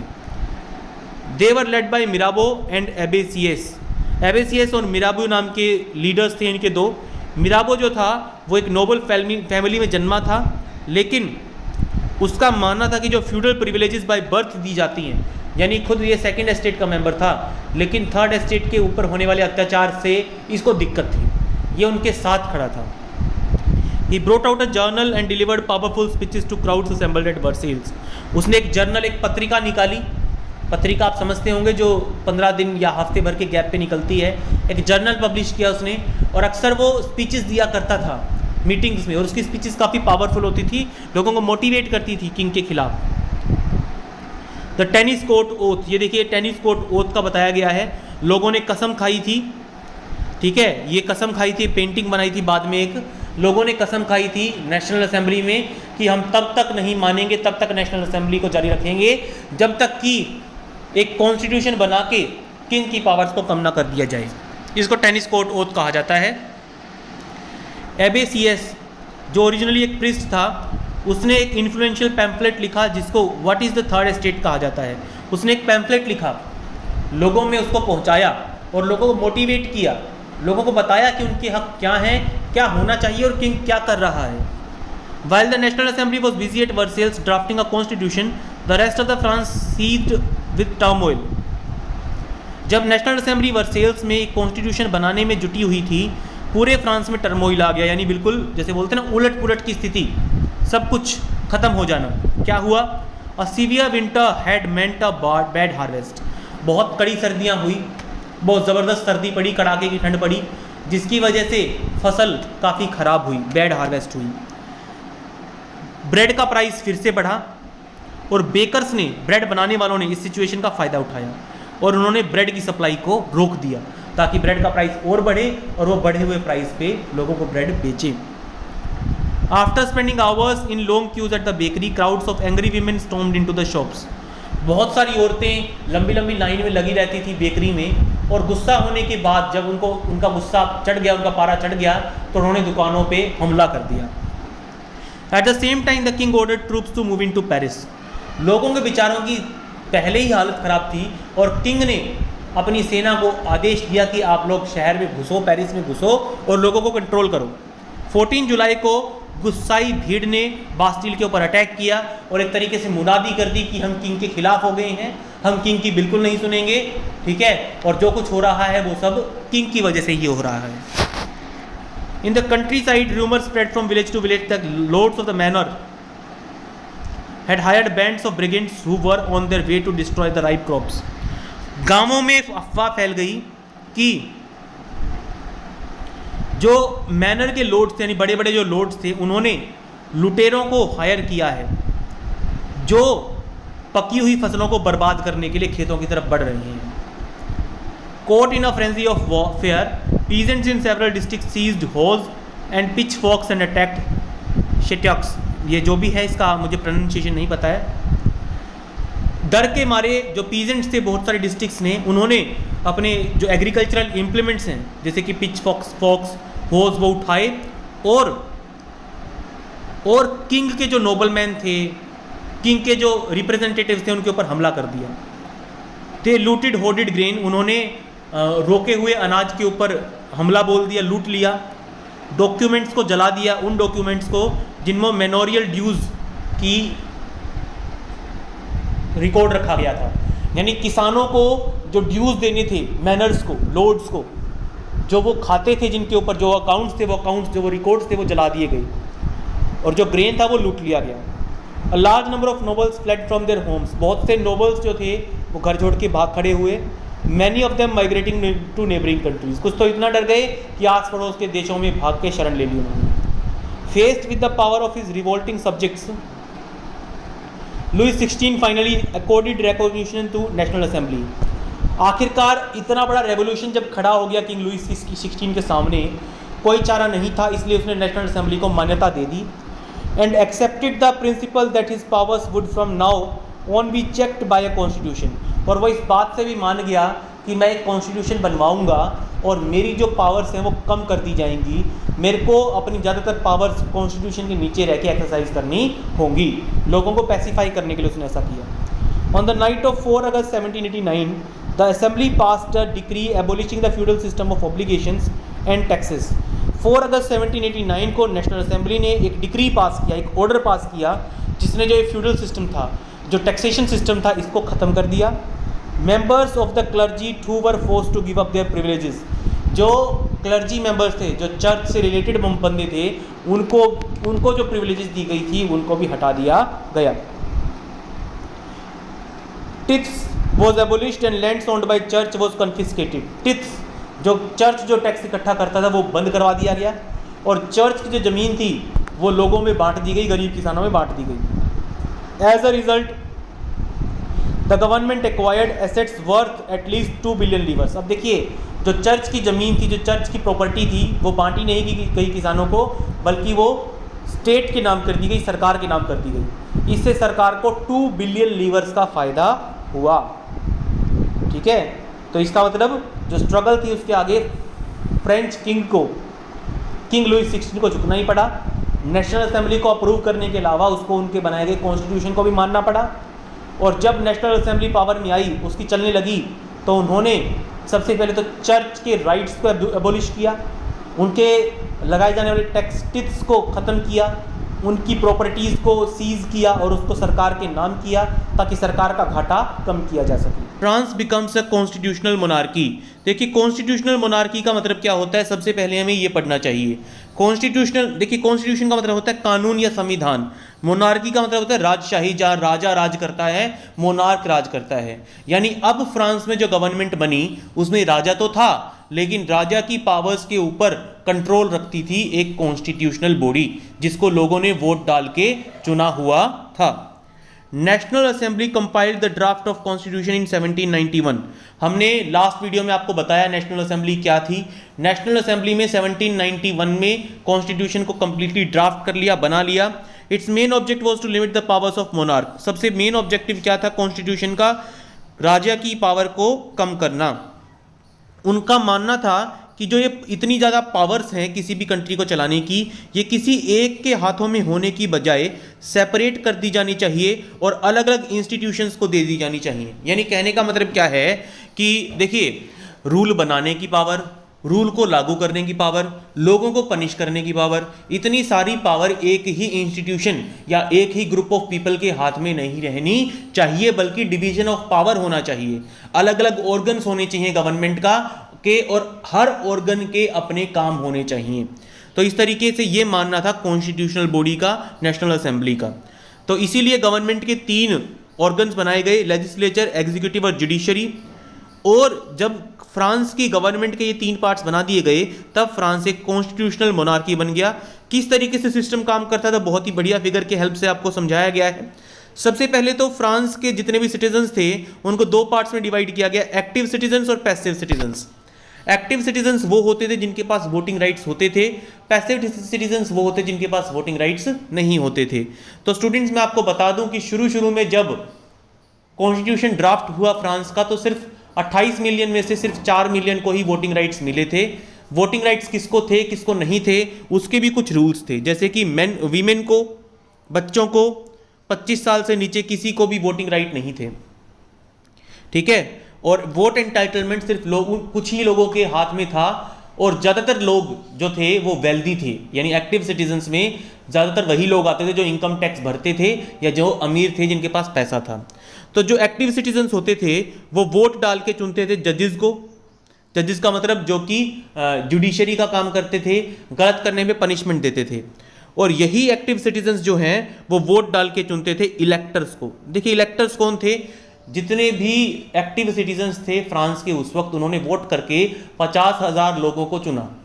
उन 50,000 लोगों ने वोट करके नेशनल असेंबली को चुना। इस नेशनल असेंबली में 745 मेंबर्स होते थे। यानी नेशनल असेंबली एक इनडायरेक्टली इलेक्टेड बॉडी थी जिसको लोगों ने चुना था, लेकिन इनडायरेक्टली चुना था। नेशनल असेंबली जो थी वो किंग के ऊपर और मिनिस्टर्स के ऊपर कंट्रोल रखती थी। यानी जो भी नया प्रोविजन बनाया जाता मिनिस्टर्स की तरफ से या किंग की तरफ से, उसको नेशनल असेंबली का अप्रूवल जरूरी होता था। और इसी तरीके से किंग के पास वीटो पावर होती थी। अब ये वीटो पावर क्या होती है, वीटो पावर यानी नेशनल असेंबली के लिए गए किसी भी डिसीजन को किंग स्टॉप कर सकता था। ये किंग के पास एक स्पेशल पावर थी, वीटो पावर। यानी नेशनल असेंबली के अगर सारे मेंबर्स भी किसी डिसीजन को लेने के पक्ष में हैं और किंग उसके खिलाफ है, तो किंग अपनी वीटो पावर का यूज करके उस डिसीजन को निरस्त कर सकता था। तो इस तरीके से फ्रांस एक कॉन्स्टिट्यूशनल मोनार्की बना। इस तरीके से उसके 3 ऑर्गन्स बने, एक तो जुडिशरी, एक एग्जीक्यूटिव और एक लेजिस्लेचर। आगे देखते हैं, 1791 में जो कॉन्स्टिट्यूशन बना उसने जो असली पावर दी वो नेशनल असेंबली को दी। नेशनल असेंबली एक इनडायरेक्टली इलेक्टेड बॉडी थी। सिटीजन्स कुछ इलेक्टर्स को चुनते थे, मैंने आपको बताया, और वही इलेक्टर्स आपस में वोट डाल के नेशनल असेंबली के 745 मेंबर्स को चुनते थे जो देश चलाते थे। सारे सिटीजन्स के पास वोटिंग राइट नहीं थे। सिर्फ उन्हीं लोगों के पास वोटिंग राइट थे, उन्हीं मैन के पास जो 25 साल से ऊपर के हैं और जो इतना टैक्स भरते हैं कि 3 डेज ऑफ लेबरर्स वेज के लगभग टैक्स भरते हैं। यानी उन आदमियों के पास वोटिंग राइट थे जो पहली बात तो 25 साल से ऊपर के हैं, दूसरी बात वो कितना टैक्स भरते हैं जितनी 3 दिन की मजदूर की दिहाड़ी होती है ऑन एन एवरेज, सिर्फ उन्हीं को वोटिंग राइट थे। ठीक है, बच्चों को और औरतों को वोटिंग राइट नहीं थे। The remaining man and all women were classed at passive citizen, बाकी आदमियों और औरतों को पैसिव सिटीजन माना गया। To qualify as an elector and then as a member of the assembly a man had to belong to the highest bracket of tax payers. यानी कहने का मतलब क्या है कि अगर किसी को वोटिंग राइट चाहिए होते थे, किसी को एक्टिव सिटीजन बनना होता था, तो उसको टैक्स पेयर्स की ऊपर वाली लिस्ट में शामिल होना होता था। आगे देखिए, ये है declaration of rights of man and citizen. ये देखिए, ये एक डायग्राम यहाँ पे बताया गया है। इस डायग्राम में ये जो लेडी है, ये जो है फ्रांस को रिप्रेजेंट कर रही है, और ये जो लेडी है ये कानून को रिप्रेजेंट कर रही है। यानी कानून जो है वो, अब फ्रांस जो है वो कानून के हिसाब से चलेगा। Declaration of rights of man and citizen, यानी जितने भी फ्रेंच सिटीजन हैं उनको कुछ फंडामेंटल राइट्स दिए गए, वो जो फंडामेंटल राइट्स उनसे कोई छीन नहीं सकता था। यहाँ देखिए, declaration of rights of man को इंग्लिश में ट्रांसलेट करके इन्होंने दिखाया गया है। ठीक है, अभी मैन जो है वो बोर्न फ्री है, उसको स्लेव नहीं बनाया जा सकता बाय बर्थ। ठीक है, और जितनी भी पॉलिटिकल पार्टीज बनेंगी उन सबका काम होता है कि जो फंडामेंटल राइट्स हैं, जो राइट्स दिए गए हैं मैन को, सिटीजन्स को, वो प्रोटेक्ट करना। इस तरीके के कुछ राइट्स दिए गए थे। कॉन्स्टिट्यूशन की शुरुआत हुई 1791 में declaration of rights of man and citizen के साथ। कुछ फंडामेंटल राइट्स दे दिए गए, जैसे राइट टू लाइफ, जिंदा रहने का अधिकार, फ्रीडम ऑफ स्पीच, बोलने का अधिकार, फ्रीडम ऑफ ओपिनियन, अपना विचार मुक्त रूप से रखने का अधिकार, इक्वलिटी बिफोर लॉ, कानून के सामने सबको बराबर मानने का अधिकार। ये नेचुरल और इनएलियनेबल राइट्स थे, यानी ये ऐसे राइट्स थे जो नेचुरली किसी भी कंट्री के सिटीजन को मिलने चाहिए और इनको किसी से अलग नहीं किया जा सकता था। और हर एक ह्यूमन बीइंग को बाय बर्थ ये राइट्स मिल सकते थे और इनको उनसे छीना नहीं जा सकता था। It was the duty of the state to protect each citizen's natural rights, और जो ये राइट्स दिए थे कॉन्स्टिट्यूशन ने अपने देश की जनता को, उस देश की जनता के इन राइट्स को प्रोटेक्ट करने का काम था जुडिशरी का। ठीक है, जुडिशरी इनको प्रोटेक्ट करती थी। आगे आता है आपका कुछ पॉलिटिकल सिंबल्स। देखिए, पॉलिटिकल सिंबल्स यहाँ पे क्या क्यों इंपॉर्टेंट थे। जिस वक्त ये कॉन्स्टिट्यूशनल मोनार्की बना फ्रांस 1791 में, उस वक्त फ्रांस की एक बहुत बड़ी पॉपुलेशन लिखना पढ़ना नहीं जानती थी, एजुकेटेड नहीं थी। तो उन लोगों के समझने के लिए कुछ पॉलिटिकल सिंबल्स बनाए गए, जैसे कि ब्रोकन चेन। ब्रोकन चेन एक पॉलिटिकल सिंबल था जिसका मतलब था कि अब आप गुलामी से आज़ाद हो गए हैं। ठीक है, यहाँ पे एक bundle of rods and fasces, इसका मतलब क्या था कि अब हम सब यूनाइटेड हैं। ठीक है, और यूनाइटेड रह के हम किसी का भी सामना कर सकते हैं। ठीक है, यूनाइटेड रहेंगे हम। ये देखिए, जो बंडल बना रखा है पीछे, ये फ्रेंच सिटीजन्स को की यूनिटी को शो करता है। आगे है ये the I with in a triangle radiating light, एक ट्रायंगल के अंदर आंख है और लाइट निकल रही है। ये नॉलेज को रिप्रेजेंट करती है कि अब हम इग्नोरेंस से दूर हो गए हैं, अज्ञानता से दूर हो गए हैं, नॉलेज की तरफ जा रहे हैं। आगे है ये स्केप्टर, ये सेप्टर बोलते हैं जिसको, ये रॉयल पावर को, किंग की पावर को रिप्रेजेंट करता था। आगे है snake biting its own tail, snake जो अपनी खुद की टेल काट रहा है और एक सर्कल बना रहा है, इसका मतलब है इटर्निटी को दिखाता है। इटर्निटी का मतलब अब जो ये आंदोलन शुरू हुआ है, अब जो ये सिस्टम शुरू हुआ है, इसका ना तो कोई शुरुआत है ना कोई एंड है, ये चलता ही रहेगा। आगे आता है red Friesian cap. Red Friesian cap वो गुलाम पहनते थे जो अब आज़ाद हो चुके थे। आगे आता है ये लेडी जो कि ब्लू व्हाइट और रेड कलर के कपड़े पहनी हुई है, ये फ्रांस को रिप्रेजेंट करती है। और ये जो लेडी, जो विंग्ड लेडी है, जो पंखों वाली लेडी है, ये लॉ को रिप्रेजेंट करती है, कानून को, कि अब जो फ्रांस है वो कानून के हिसाब से चलेगा। ये जो लॉ टैबलेट्स हैं ये रिप्रेजेंट करती हैं कि कानून के सामने सब बराबर हैं, कोई कम या ज़्यादा नहीं है। तो अब आगे आता है France abolishes monarchy and becomes a republic. अब आगे क्या होगा? अब तक जो हमने सिस्टम पढ़ा कि फ्रांस जो है वो एक कॉन्स्टिट्यूशनल मोनार्की बन गया था। कॉन्स्टिट्यूशनल मोनार्की का मतलब मैंने आपको बताया कि राजा भी होता था और एक लोगों की इलेक्ट की हुई असेंबली भी होती थी, और जो नेशनल असेंबली थी, जो इलेक्टेड असेंबली थी, वो राजा की पावर्स को कंट्रोल करती थी। अब क्या होगा? अब कुछ ऐसा होगा कि राजा को पूरे तरीके से हटा दिया जाएगा और फ्रांस कंप्लीटली एक रिपब्लिक बन जाएगा और राजा का कंट्रोल पूरी तरीके से फ्रांस पे से हटा दिया जाएगा, यानी France will now be a republic. Republic का मतलब होता है कोई ऐसी कंट्री जिसका हेड वोट डाल के इलेक्ट करके चुना जाता है, डायरेक्टली वोटिंग हो या फिर इनडायरेक्टली वोटिंग हो। जैसे इंडिया भी एक रिपब्लिक है, एक डेमोक्रेटिक रिपब्लिक है इंडिया। फ्रांस में जो सिचुएशन थी वो काफ़ी टेंस थी 1791 के बाद के कुछ सालों में। लुईस 16 ने कॉन्स्टिट्यूशन को साइन कर दिया था, लेकिन किंग लुईस 16 सीक्रेटली कुछ नेगोशिएशंस करता है किंग ऑफ प्रुशिया के साथ। देखिए फ्रांस में जो कुछ हुआ उससे फ्रांस की नेबरिंग कंट्रीज के राजा डरे हुए थे। क्यों? क्योंकि फ्रांस के सिटीजन्स ने जिस तरीके से रेवोल्यूशन करके अपने खुद के राजा की पावर्स को ख़त्म कर दिया था, वैसा ही काम हमारे देशों में भी हो सकता है, ऐसा फ्रांस के पड़ोसी देश और वर्ल्ड के बाकी देश सोच रहे थे। इसीलिए कुछ नेबरिंग कंट्रीज के रूलर्स ने प्लान बनाया कि फ्रांस में जो डेवलपमेंट्स हो रही हैं उनको रोका जाए और अपनी ट्रूप्स को सेंड करने की सोचने लगे। वो कहाँ पे सोचने लगे? 1789 के समर में जो कुछ भी इवेंट्स हुई थी वो इवेंट्स उन राजाओं को पसंद नहीं आ रही थी, ठीक है। और सब राजा, नेबरिंग कंट्रीज के राजा चाहते थे कि फ्रांस में दोबारा से मोनार्की एस्टेब्लिश की जाए और जो इलेक्टेड बॉडी है नेशनल असेंबली, इसको ध्वस्त किया जाए, इसको ख़त्म किया जाए। इसीलिए वो प्लान कर रहे थे अपनी ट्रूप्स को फ्रांस में भेजने का। और जो फ्रांस का जो रूलर था लुईस 16, वो इस सबके पक्ष में था। तो इससे पहले कि ऐसा कुछ होता, नेशनल असेंबली ने 1792 में प्रूशिया और ऑस्ट्रिया के खिलाफ जंग छेड़ दी। देखिए अब नेशनल असेंबली क्योंकि देश को कंट्रोल कर रही थी, तो किसी भी लड़ाई को शुरू करने का या फिर ख़त्म करने का जो हक था वो नेशनल असेंबली के पास था। तो अप्रैल 1792 में नेशनल असेंबली ने प्रूशिया और ऑस्ट्रिया के खिलाफ जंग का ऐलान कर दिया। हज़ारों वॉलंटियर्स अलग अलग डिस्ट्रिक्ट से आर्मी ज्वाइन करने आने लगे और लोगों ने इस लड़ाई को देखा, किंग्स वर्सेस पीपल, जनता वर्सेस राजा की लड़ाई के तौर पे, और अरिस्टोक्रेसीज के खिलाफ आम लोग इसको अपनी लड़ाई के तौर पे देखने लगे और यूरोप में एक बहुत बड़ा घमासान खड़ा हो गया।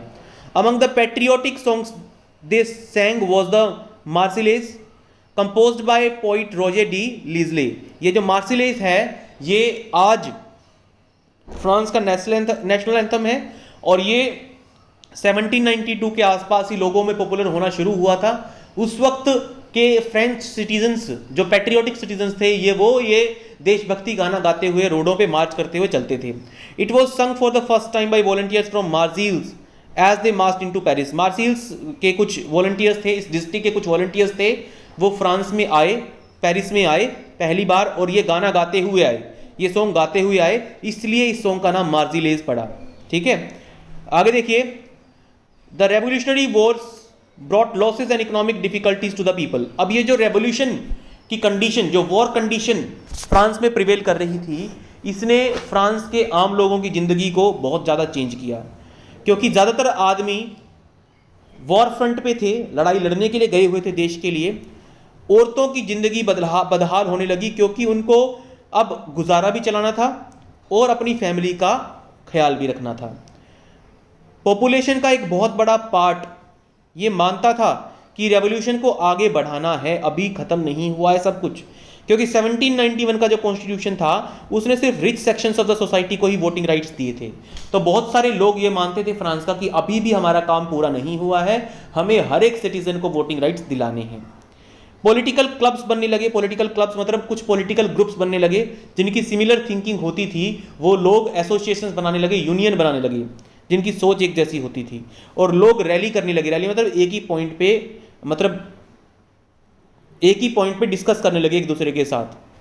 लोग आपस में गवर्नमेंट की पॉलिसीज को डिस्कस करते थे और गवर्नमेंट की पॉलिसीज के हिसाब से अपना प्लान ऑफ एक्शन डिसाइड करते थे कि गवर्नमेंट ने जो नया डिसीजन लिया है ये सही है या नहीं है, इसका हमें विरोध करना है कि इसका हमें समर्थन देना है। ठीक है, इस तरीके से लोग आपस में डिस्कशंस करते थे।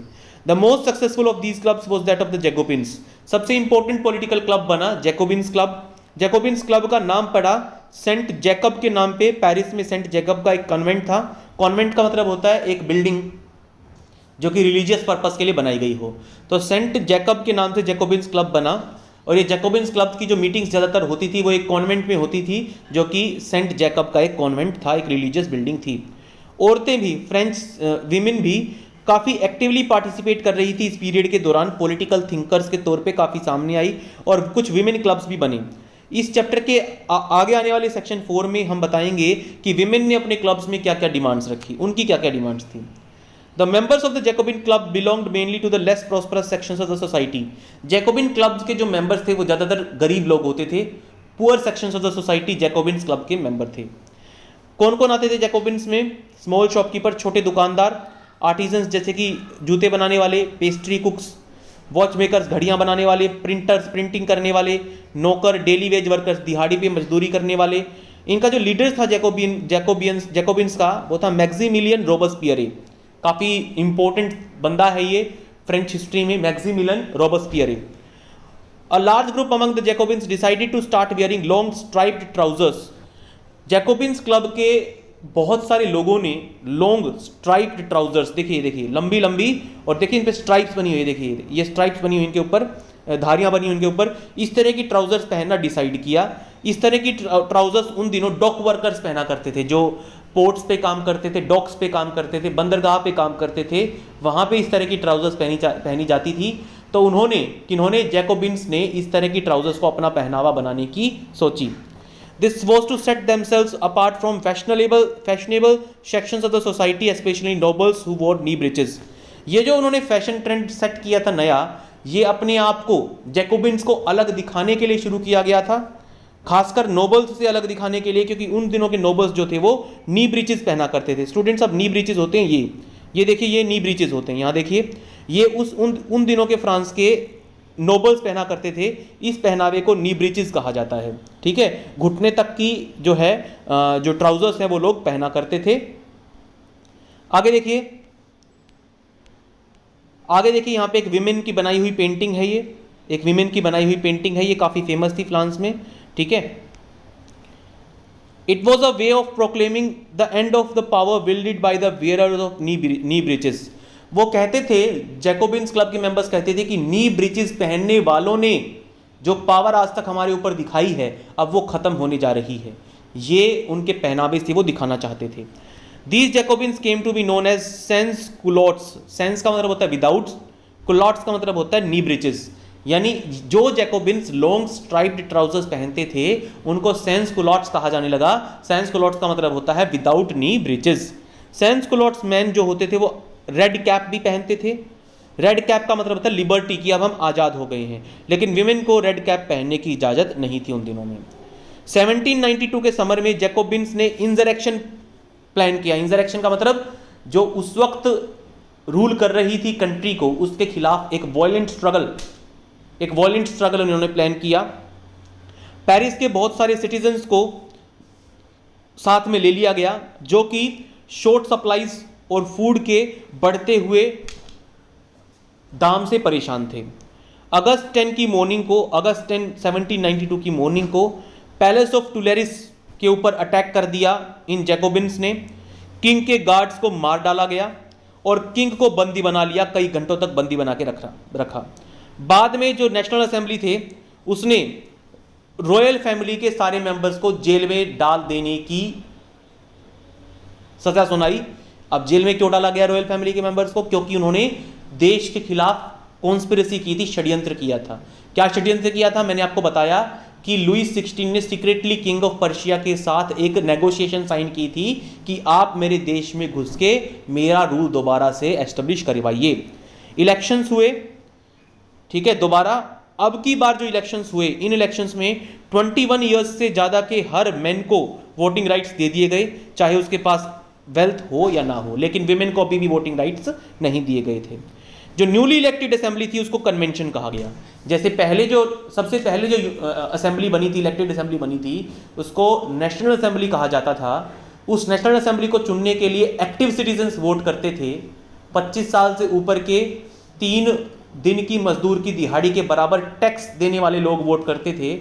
अब जो नए इलेक्शंस हुए, इनमें जो असेंबली बनी, जो यूनियन बनी, जो इलेक्टेड बॉडी बनी, उसको कन्वेंशन कहा जाने लगा। और कन्वेंशन के इलेक्शंस में 21 साल के ऊपर के सभी मैन को वोटिंग राइट्स दे दिए गए थे। 21 सितंबर 1792 को मोनार्की खत्म कर दी गई बिल्कुल, और फ्रांस को एक रिपब्लिक डिक्लेयर कर दिया गया। रिपब्लिक एक ऐसी गवर्नमेंट होती है जहां लोग अपना नेता, अपना राजा, अपना नेता, अपना हेड कुछ खुद चुनते हैं और वही राजकाज संभालता है।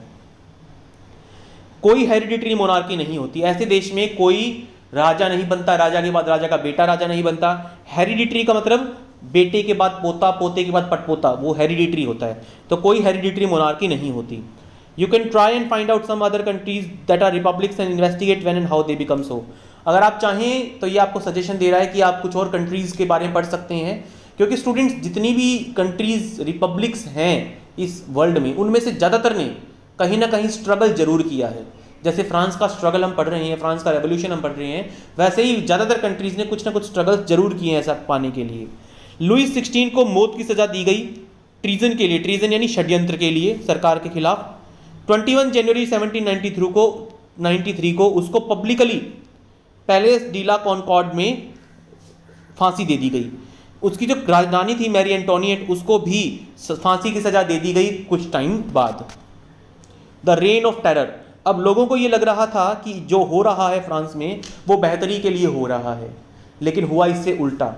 मैक्सिमिलियन रोबेस्पियरे के हाथ में सरकार आई, जैकोबिन्स क्लब के हाथ में सरकार आई, और उन्होंने बहुत ज़्यादा स्ट्रिक्टली अपने रूल्स लोगों के ऊपर थोपना शुरू कर दिया। और बात बात पे जो लोग जैकोबिन्स क्लब की बातों से एग्री नहीं करते थे, सहमत नहीं होते थे, उनको जेलों में डालना शुरू कर दिया। यानी जैसा फ्रेंच सिटीजन ने सोचा था वैसा कुछ नहीं हुआ, बल्कि वो एक डर के साए में जीने लगे। 1793 से 1794 का जो पीरियड था फ्रांस में, उसका रेन ऑफ टेरर नाम रखा गया है। रोबेस्पियरे ने सीवियर कंट्रोल यानी बहुत ज़बरदस्त कंट्रोल एस्टेब्लिश किया और पनिशमेंट, सीवियर पनिशमेंट देने लगा अपने सिटीजन्स को, जिनको भी वो अपने दुश्मन समझता था, रिपब्लिक के दुश्मन समझता था, जैसे कि nobles, clergyman, members of other political parties, अपनी पार्टी के वो मेंबर्स जो उसकी बातों से एग्री नहीं करते थे, उनको अरेस्ट करवा देता था, जेल में डलवा देता था। और रेवोल्यूशनरी ट्रिब्यूनल में एक अलग से कोर्ट बनाया गया, उस कोर्ट में उनके ऊपर केस चलवाया करता था। यानी मैक्सिमिलियन रोबेस्पियरे हर उस आदमी के ऊपर हर उस आदमी को सजा दिलवा रहा था जो उसकी कामों से सहमत नहीं होता था। अगर कोर्ट में उनको गिल्टी साबित कर दिया जाता तो उनको जिलेटिन कर दिया जाता था। जिलेटिन का मतलब क्या होता है? जिलेटिन एक इंस्ट्रूमेंट होता था जो डॉक्टर जिलेटिन ने बनाया था, उसने इन्वेंट किया था। ये लोगों का सिर कलम करने का एक औजार होता था। देखिए यहाँ पे जिलेटिन दिखाया जा रहा है, देखिए ये इसको जिलेटिन कहा जाता है। और यहाँ पे इस तरीके से लिटा के लोगों का जो सिर है वो धड़ से अलग कर दिया जाता था। इस तरीके से सजा दी जाती थी उस वक्त के फ्रांस में। ठीक है सिटीजन्स, तो इस तरह की, ठीक है स्टूडेंट्स, तो इस तरह की सजा उस वक्त के फ्रांस में दी जाती थी। आगे देखिए, रोबेस्पियरे की गवर्नमेंट ने वेजेस और प्राइसेस को फिक्स कर दिया। मैक्सिमम सीलिंग का मतलब इससे ज़्यादा नहीं हो सकते। मजदूर की मजदूरी और हर चीज़ के रेट इससे ज़्यादा नहीं हो सकते, सीलिंग प्राइस उन्होंने फिक्स कर दिया। मीट और ब्रेड को राशन कर दिया गया। राशन का मतलब लोगों को सस्ते दामों में दिया जाने लगा। पीजेंट्स को, किसानों को फोर्स किया गया कि वो शहरों में लाके अपना अनाज बेचें, गांवों में आपस में ना बेचें, और वो भी उन दामों पे जो सरकार ने फिक्स कर रखी हैं। वाइट फ्लोर यानी एक्सपेंसिव वाइट फ्लोर का यूज़ बंद करवा दिया गया। फ्रांस में एक्सपेंसिव वाइट फ्लोर, महंगा आटे का यूज़ बंद करवा दिया गया। और जितने भी सिटीजन्स थे उनको प्लेन ब्रेड खाने के लिए कहा गया।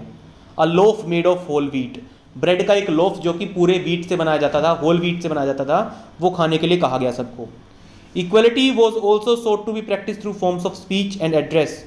जब हम किसी को, फ्रांस में ये कहा गया लोगों को कि जब आप किसी को एड्रेस करते, जब आप किसी को कहते हैं तो उसको सर और मैडम मत कहिए, मोन्जियर और मैडम मत कहिए, बल्कि सिटोयन और सिटोयन कहिए। इसका मतलब आप एक दूसरे को सर और मैडम की बजाय फ्रेंच सिटीजन कह के बोलिए, यानी आपकी बोली में भी इक्वलिटी झलकनी चाहिए। चर्चिज बंद करवा दिए गए और उनकी बिल्डिंग्स को सरकारी ऑफिस या सरकारी बैरक बना दिया गया। ठीक है, प्रिजन वगैरह बना दिया गया।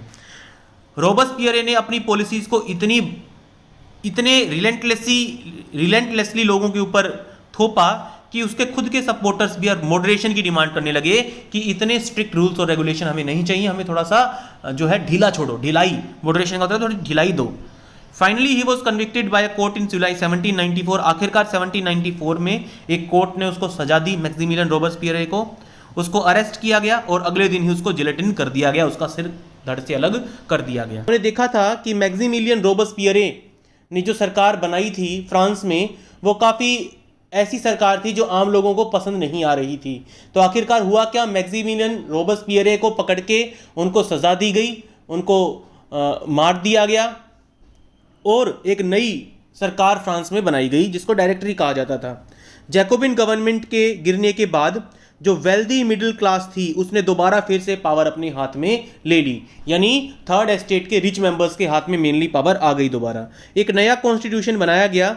इस नए कॉन्स्टिट्यूशन में non propertied sections of the society को राइट टू वोट नहीं दिया गया, यानी वोटिंग राइट सिर्फ उन मेन को दिए गए जिनके पास कुछ न कुछ प्रॉपर्टी थी।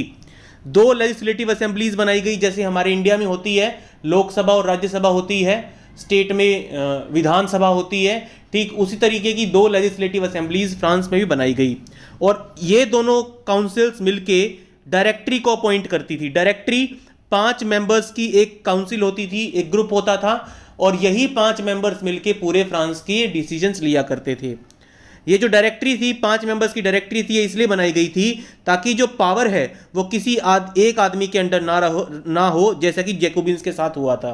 सारी की सारी पावर मैक्सिमिलियन रोबेस्पियरे के हाथ में जाने की वजह से वो पूरे फ्रांस को अपने अकॉर्डिंग, अपनी थिंकिंग के अकॉर्डिंग चला रहा था। ऐसा दोबारा ना हो इसलिए एक डायरेक्टरी बनाई गई जिसमें 5 मेंबर्स होते थे। लेकिन जो डायरेक्टरी के मेंबर्स थे उनको डायरेक्टर्स कहा जाता था। वो लेजिस्लेटिव काउंसिल के मेंबर्स के साथ अक्सर किसी न किसी बात पे झगड़ते रहते थे, किसी न किसी डिसीजन पे उनकी आम राय नहीं बन पाती थी। इसीलिए जो लेजिस्लेटिव काउंसिल्स थी वो लगातार डायरेक्टर्स को बदलती रहती थी, क्योंकि डायरेक्टर्स लगातार लेजिस्लेटिव काउंसिल के साथ किसी न किसी बात पे कन्फ्लिक्ट करते थे। इस वजह से फ्रांस में पॉलिटिकल इंस्टेबिलिटी थी। इंस्टेबिलिटी क्यों? क्योंकि जो डायरेक्टरी बनाई गई थी उसके मेंबर्स लगातार बदले जा रहे थे।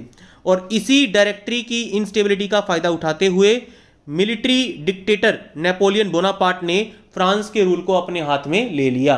नेपोलियन बोनापार्ट ने मिलिट्री की हेल्प से जो कॉन्स्टिट्यूशनली इलेक्टेड गवर्नमेंट थी, जो डायरेक्टरी थी, उसको ओवरथ्रो कर दिया, उसको हटा दिया और खुद मिलिट्री डिक्टेटर बन बैठा फ्रांस का।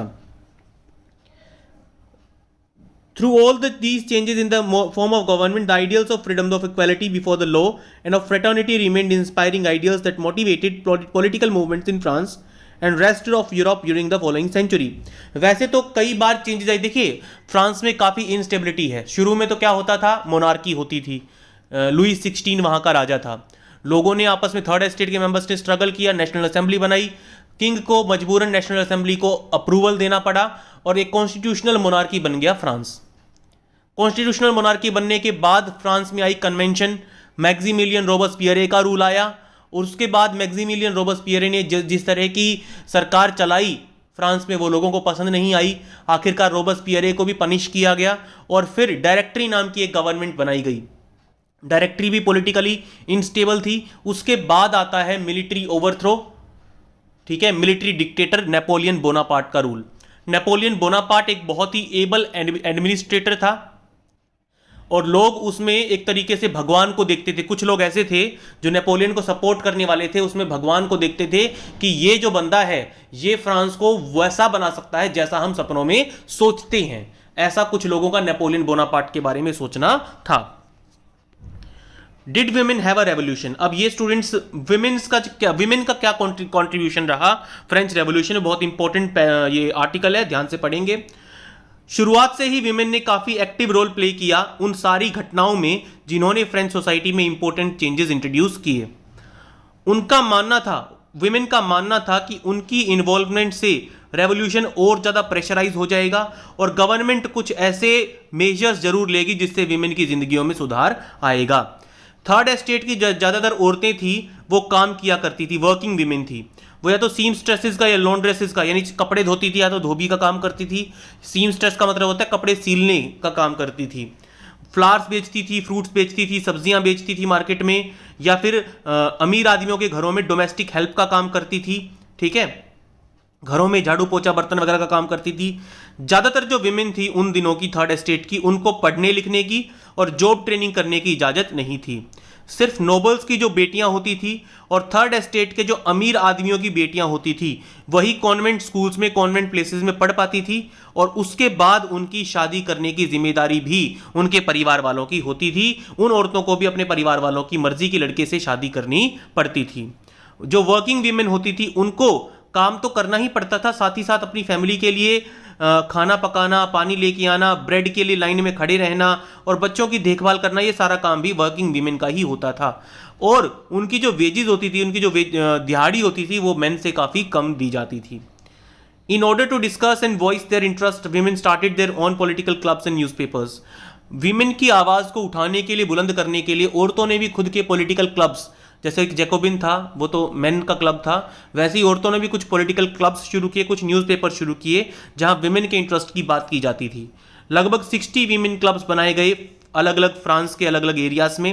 The society of revolutionary and Republican women, ये आप याद कर लें students, the society of revolutionary and Republican women सबसे फेमस विमेन ऑर्गेनाइजेशन थी फ्रेंच रेवोल्यूशन के दौरान। उनकी मेन डिमांड क्या थी? इसकी जो सोसाइटी थी, विमेन पॉलिटिकल क्लब था, इसकी मेन डिमांड थी कि विमेन को भी वो सारे पॉलिटिकल राइट्स दिए जाएं जो मेन को दिए गए हैं। 1791 का जब कॉन्स्टिट्यूशन बना तो विमेन काफ़ी नाराज़ हुई, काफ़ी निराश हुई, क्योंकि उनको पैसिव सिटीजन्स बना दिया गया, उनको वोटिंग राइट नहीं दिए गए। उन्होंने लगातार अपनी डिमांड सामने रखी कि हमें भी वोटिंग राइट चाहिए, हमें भी असेंबली में इलेक्ट होके जाना है, और हमें भी पॉलिटिकल ऑफिस का मतलब हमें भी पॉलिटिशियन बनना है, औरतों को भी पॉलिटिशियन बन के देश चलाने का हक दिया जाना चाहिए। तभी, क्योंकि औरतें जानती थी अगर वो खुद इलेक्शन जीत के पॉलिटिशियन बनेंगी तभी उनके जो इंटरेस्ट हैं वो गवर्नमेंट में कोई ना कोई बताने वाला होगा। यानी अगर औरतें चुन के सरकार बनाने में हेल्प करेंगी, औरतें इलेक्ट होके आगे जाएंगी, तो ही उनकी परेशानियों को सरकार के सामने रखा जा सकेगा और उनकी बेहतरी के लिए काम होंगे, ऐसा वो मानती थी। शुरुआत के सालों में रेवोल्यूशनरी गवर्नमेंट ने विमेन की लाइफ को इम्प्रूव करने के लिए कुछ मेजर्स लिए, जैसे स्टेट स्कूल्स बनाए गए, सारी लड़कियों के लिए स्कूलिंग कंपलसरी कर दी गई, पेरेंट्स को स्कूल में भेजना कंपलसरी कर दिया गया लड़कियों को। उनके फादर्स उनकी शादी नहीं करवा सकते थे उनकी मर्जी के खिलाफ। मैरिज जो था वो एक कॉन्ट्रैक्ट मैरिज होने लगी, यानी मैरिज जो होती थी जैसे मैरिज रजिस्टर होने लगी, जो शादियां होती थी वो रजिस्ट्रेशन होने लगा शादियों का, ठीक है। सिविल लॉ के अंदर कानून बना दिया गया, भाई मैरिज का रजिस्ट्रेशन करना जरूरी है। डिवोर्स जो था वो लीगल बना दिया गया, और मेन या वुमेन कोई भी डिवोर्स ले सकता था अगर वो मैरिड लाइफ से सेटिस्फाइड नहीं है। तो विमेन जॉब ट्रेनिंग कर सकती थी, आर्टिस्ट बन सकती थी और अपने खुद के छोटे मोटे बिजनेस भी शुरू कर सकती थी। ये सारे राइट्स दिए गए वुमेन को बीच में। इक्वल पॉलिटिकल राइट्स पाने का विमेन का स्ट्रगल आगे भी जारी रहा, क्योंकि उनको बहुत सारे हक दिए गए लेकिन अभी भी बहुत सारी चीजें उनसे छीन ली गई थी। लेकिन रेन ऑफ टेरर के दौरान, रेन ऑफ टेरर यानी मैक्सिमिलियन रोबेस्पियर के रूल के दौरान, नई गवर्नमेंट ने विमेन क्लब्स को बंद करवा दिया गया। विमेन से जुड़ी जितनी भी पॉलिटिकल एक्टिविटीज थी वो सारी बंद करवा दी गई, और जो मेन प्रोमिनेंट विमेन थी जो स्ट्रगल कर रही थी उनको अरेस्ट करके उनमें से काफियों को सजा भी दी गई, एग्जीक्यूट भी कर दिया गया। यानी रेन ऑफ टेरर के दौरान मैक्सिमिलियन रोबेस्पियर ने विमेन को जो हक दिए गए थे वो सारे दोबारा छीन लिए। विमेन की मूवमेंट्स वोटिंग राइट के लिए, इक्वल वेजेस के लिए अगले 200 सालों तक चलती रही दुनिया के अलग अलग हिस्सों में। वो अपने वोटिंग राइट पाने के लिए लगातार लड़ती रही। इंटरनेशनल सफरेज मूवमेंट भी हुआ, इंटरनेशनल सफरेज मूवमेंट हुआ 19th और 20th सेंचुरीज के दौरान।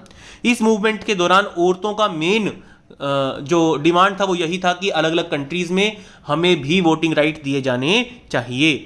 तो फ्रेंच वुमेन की जो पॉलिटिकल एक्टिविटीज थी रेवोल्यूशनरी ईयर्स के दौरान वो काफ़ी इंपॉर्टेंट थी और काफ़ी इंस्पिरेशन वाला काम किया बहुत सारी फ्रेंच विमेन ने।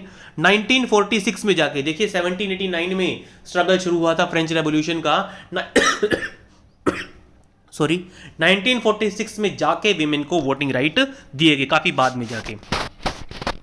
आगे आता है, ये देखिए यहाँ पे एक पिक्चर में दिखा रखा है कि विमेन किस तरीके से जो है क्यू अप कर रही हैं एक बेकरी के लिए।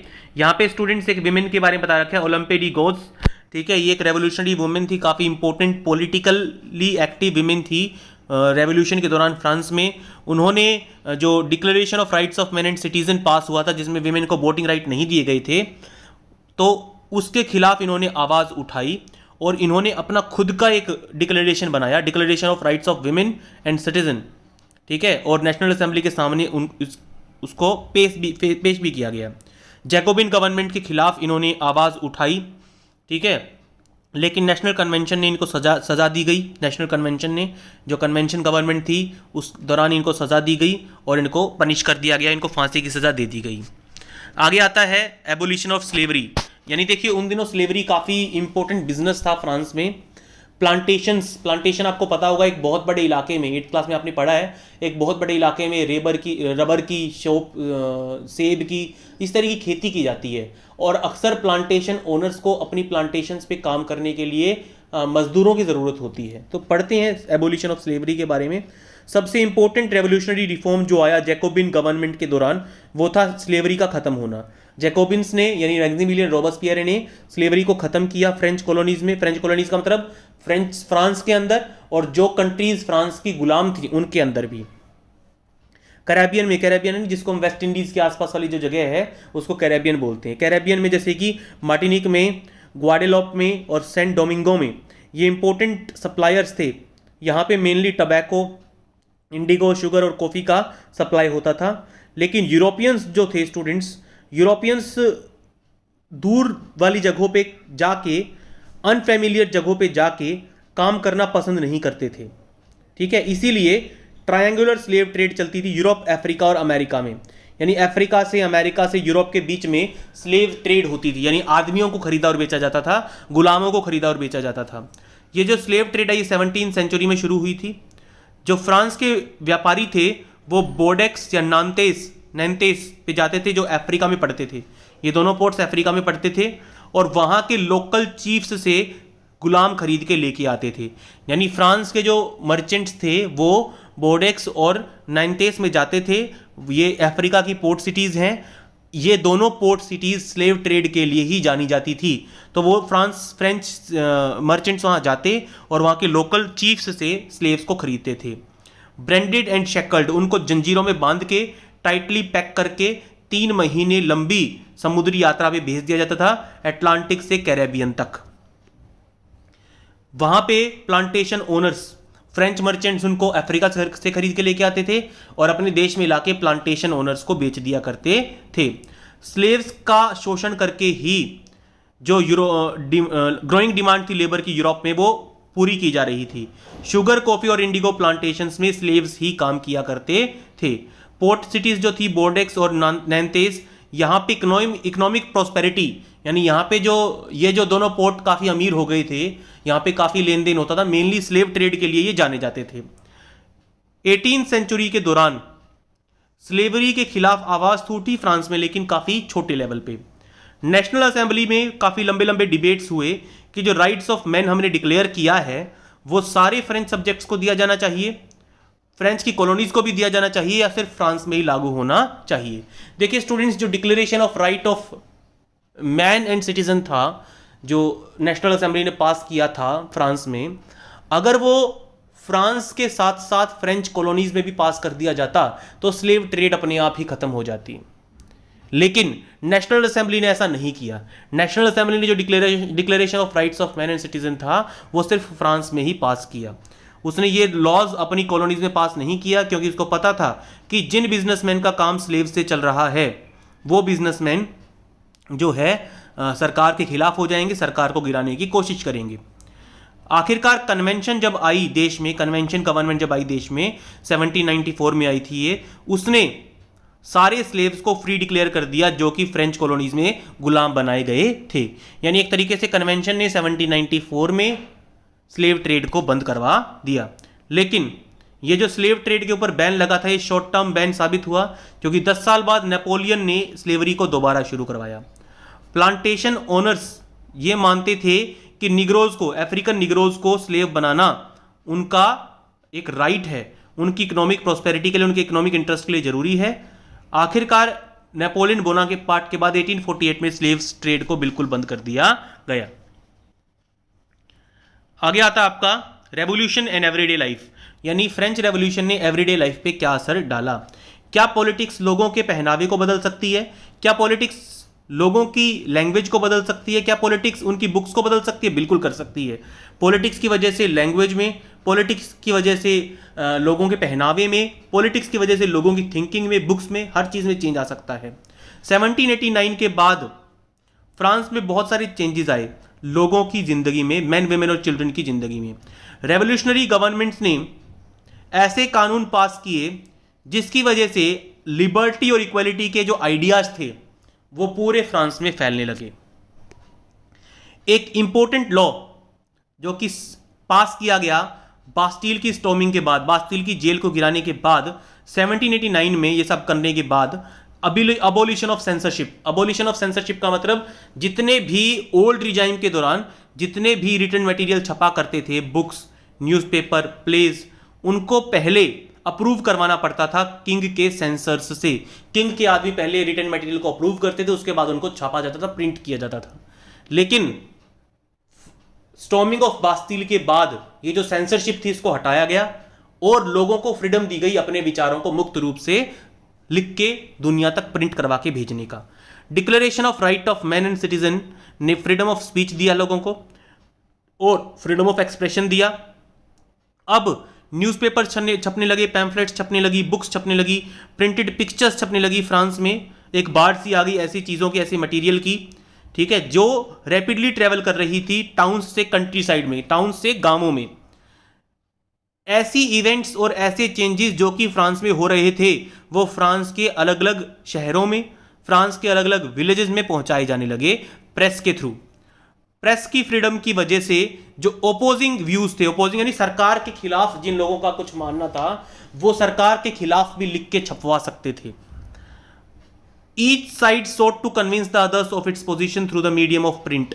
गवर्नमेंट के जो लोग थे वो प्रिंट मीडिया के जरिए, प्रेस के जरिए कन्विंस करने की कोशिश करते कि जो कुछ हम कर रहे हैं वो बहुत बढ़िया कर रहे हैं, और जो ओपोजिशन में थे, गवर्नमेंट के खिलाफ थे, वो प्रिंट मीडिया के जरिए कोशिश करते थे कि लोगों को यह एहसास दिलाया जाए कि सरकार जो कुछ कर रही है वो बिल्कुल सही नहीं कर रही है। प्ले, सॉन्ग्स, फेस्टिव प्रोसेशंस में बहुत सारे लोग आया करते थे और इन जगहों पे लिबर्टी, जस्टिस, पॉलिटिकल फिलोसोफर्स के आइडियाज लगातार जो है वो प्रोपेगेट होते थे। ठीक है, यानी कहने का मतलब क्या है कि स्टार्टिंग में जो एजुकेटेड लोग थे वही रीड कर पाते थे, लेकिन धीरे धीरे जैसे जैसे फ्रेंच सोसाइटी में बदलाव आए, एजुकेशन फैलने लगी, तो कंट्री साइड में भी लोगों ने पढ़ना लिखना सीखा और जो आइडियाज़ थे लिबर्टी के, इक्वलिटी के, जस्टिस के, वो सब तक जाने लगे। आगे आपका आता है कंक्लूजन। कंक्लूजन में थोड़ा नेपोलियन बोनापार्ट के बारे में बताया गया है। 1804 में नेपोलियन बोनापार्ट अपने आप को फ्रांस का एम्परर बना देता है, डायरेक्टरी की पॉलिटिकल इंस्टेबिलिटी का फायदा उठाते हुए। इसके अलावा राजा बनने के बाद, डिक्टेटर बनने के बाद, देखिए इसको मिलिट्री डिक्टेटर कहेंगे, राजा नहीं कहेंगे, ठीक है, तो उसने नेबरिंग यूरोपियन कंट्रीज को अटैक करके हराने का एक जो है कैंपेन शुरू किया। उसने वहां पे जो डायनेस्टीज रूल करती थी उनको हटाया और नई किंगडम्स बनाई जहां पे उसने अपने फैमिली मेंबर्स को राजा बना के बैठा दिया।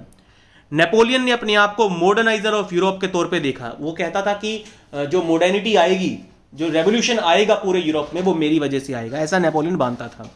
उसने कई कानून बनाए जिनमें से काफ़ी कानून बहुत अच्छे थे, जैसे protection of private property. Private property को प्रोटेक्ट करने के लिए उसने कानून बनाए। Uniform system of weights and measures, decimal system, यानी उसने चीज़ों को तोलने का एक यूनिफॉर्म सिस्टम बनाया जो पूरे यूरोप में, पूरे फ्रांस में चलता था।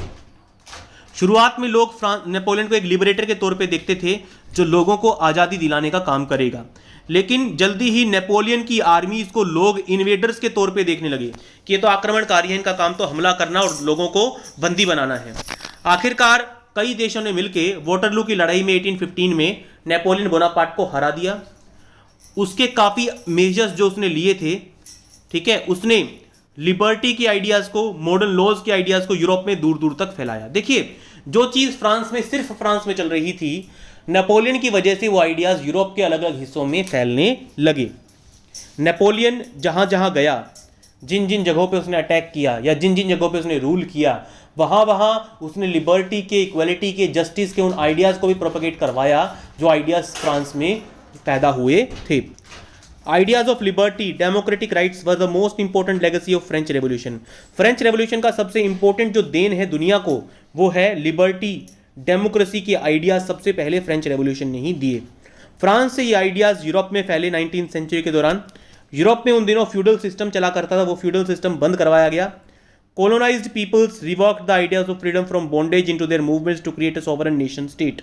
जो लोग कॉलोनीज थे, फ्रांस की, इंग्लैंड की, ब्रिटेन की जो कॉलोनीज थी, जिन देशों को गुलाम बना रखा, जैसे जो इंडिया है वो ब्रिटेन की कॉलोनी थी, तो कॉलोनाइज्ड एरियाज में भी लोगों को इन आइडिया से सीखने को मिला और उन्होंने भी अपनी सरकार के खिलाफ आवाज उठाई कि आप लोग हमारे देश से जाइए, हम एक डेमोक्रेटिक रिपब्लिक अपने देश को बनाएंगे, अपने देश को खुद चलाएंगे। टीपू सुल्तान और राजा राममोहन रॉय दो इंडियंस थे जिन्होंने रेवोल्यूशनरी फ्रांस के इन आइडियाज़ को वेलकम किया और इनको काफ़ी अच्छा समझा और लोगों तक इनको पहुंचाने की कोशिश भी की।